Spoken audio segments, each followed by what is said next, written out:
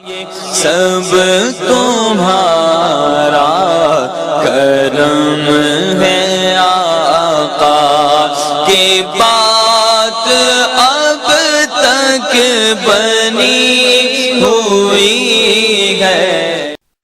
اعوذ باللہ من الشیطان الرجیم، بسم اللہ الرحمن الرحیم۔ السلام علیکم ورحمۃ اللہ وبرکاتہ۔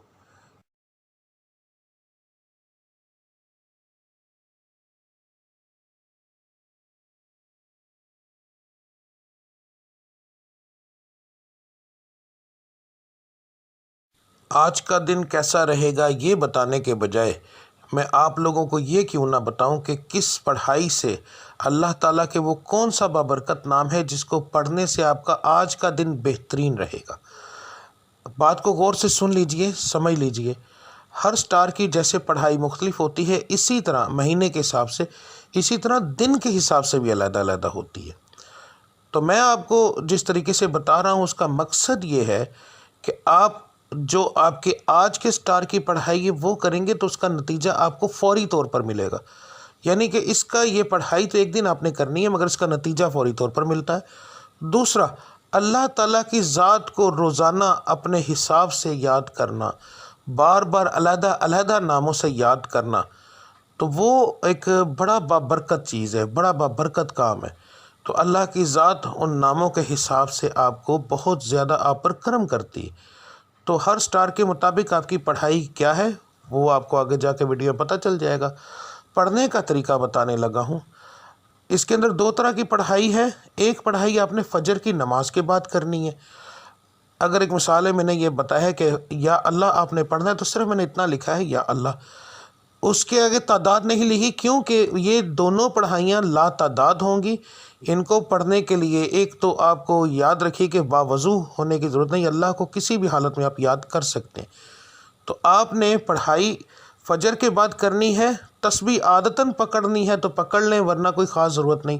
تو رب العزت کی ذات کو لا تعداد یاد کرو تاکہ وہ آپ کو لا تعداد رزق عطا فرمائے، لا تعداد خوشیاں عطا فرمائے، آپ کے ستارے کو عروج ملے، آپ کی بندشیں ٹوٹیں۔ تو صبح کی پڑھائی کرنا بہت زیادہ ضروری ہوتا ہے ان چیزوں کے لیے، اور فجر کی نماز کے بغیر یہ چیزیں ممکن ہی نہیں ہیں۔ تو آپ نے فجر کی دونوں پڑھائیاں دیکھ لینی ہے۔ فجر کے وقت آپ نے کون سی پڑھائی کرنی ہے وہ بھی دیکھ لیں۔ اس کے بعد دوسرا جو لفظ ہوگا، ٹھیک ہے، گھر سے کام کے لیے نکلتے وقت، تو آپ نے یہ لفظ آپ نے کب پڑھنا ہے؟ اگر آپ گھر سے باہر کام کرنے کے لیے جاتے ہیں تو پھر کام پر جانے سے پہلے جب آپ تیار ہو رہے ہوں گے، اس وقت کام کی تیاری کے لیے جب آپ تیار ہوں گے، آپ اس وقت یہ پڑھیں گے، اور پھر پورے دن کے اندر وقفے وقفے کے ساتھ یہ لفظ آپ لا تعداد پڑھیں گے۔